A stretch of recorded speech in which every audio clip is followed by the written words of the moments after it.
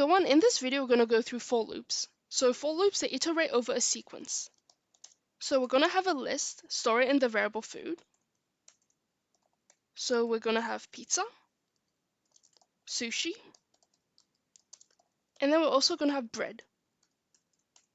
And then we're going to have for I in food. We can also call it X or Y as well. So in here, we're going to have print I. So for I in food, print I. So it's going to print each of the food in the list.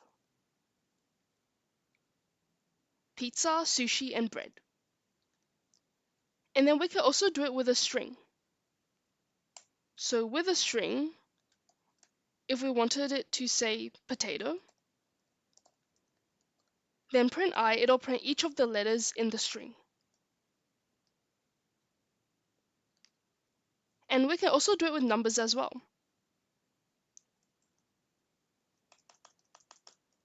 So with numbers, we can have something, let's say, for I in range, so we're going to use range. For I in range 6, we want it to print I.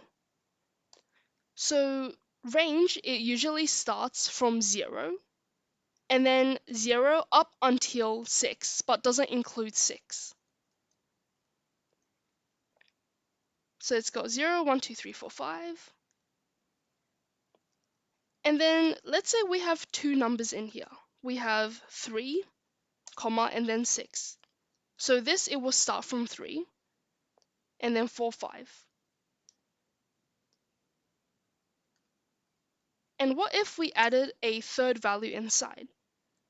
So we'll change that to 15. So the third value is how much you want it to increment by. So we want it to increment by 3. So it has 3, 6, 9, and 12.